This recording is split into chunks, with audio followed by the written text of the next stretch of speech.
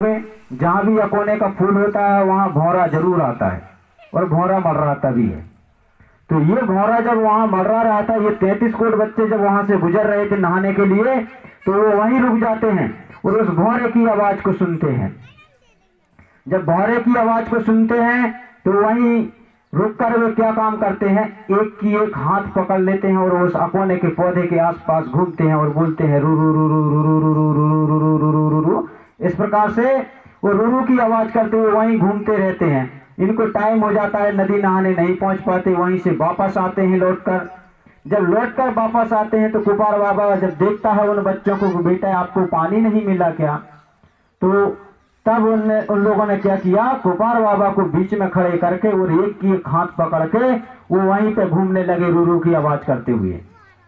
तो बोले ये रूरू क्या चीज है, बोले तो कुपार बाबा को उस अकोने के पौधे के पास ले जाते हैं जहाँ पे वो भौरा जो मडरा रहा था।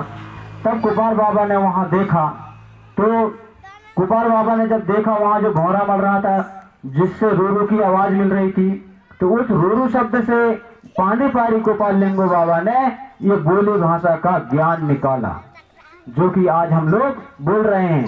नहीं तो हम पहले क्या बोलते थे, जंगल के निवासी थे हम लोग, सिर्फ ऊ करके बोलते थे, चिल्लाना ऊ करके, तो हम समझ लेते थे कि मतलब कोई ना कोई हमारा आदमी इधर है। जैसे कि आज बंदर वर्तमान में आप सुन रहे हो, सिर्फ वो भूख करके कहता है तो उसकी पब्लिक पूरी समझ जाती है और सुन लेते हैं कि यार इधर हमारे आदमी हैं।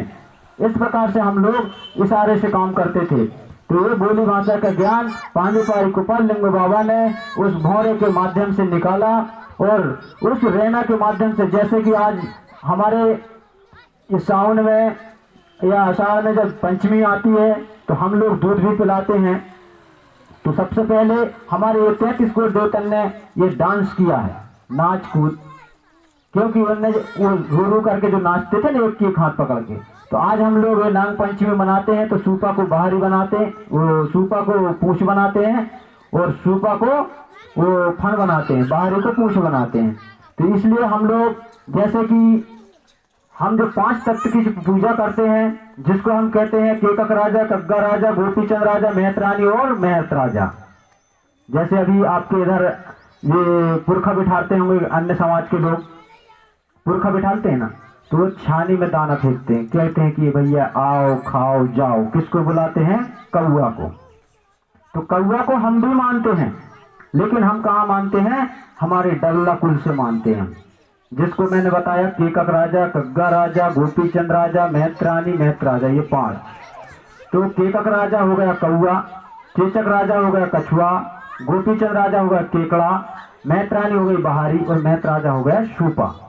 तो हमको जन्म से लेकर मां तक हमको बांस की आवश्यकता पड़ती है।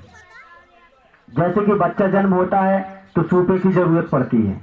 तो सूपे में जब हम लड़का हो या लड़की को सौंपते हैं तो हम उस नाग बासन देवता को सौंपते हैं और कहते हैं कि हे नाग बासन देवता, इस बच्चा या बच्ची की रक्षा करना, गैल में, घाट में, खेत में, खलियान में, जंगल में, पहाड़ में, इस बच्चे को पैर में कांटा न गड़े। इस प्रकार से हम उस बच्चे को सौंपते हैं सूपे में। लेकिन आज हम लोग क्या करते हैं, अस्पताल में पहुंचा देते हैं और अस्पताल में कहाँ की सूपा धरी। इस प्रकार से हम लोग, ये हमारा परिवर्तन हम स्वयं भूलते जा रहे हैं और बाहरी जो होती है हमारे घर की साफ सफाई करती है।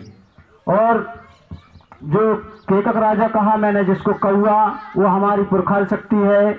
और कछुआ जो होता है वो से संजय का देवता होता है।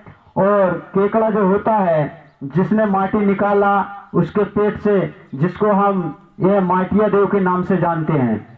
इस प्रकार से हम ये गोंगों को चालू करने जा रहे हैं। तो हम लोग इस रेना के माध्यम से हम इस कार्य को सफल बनाएंगे।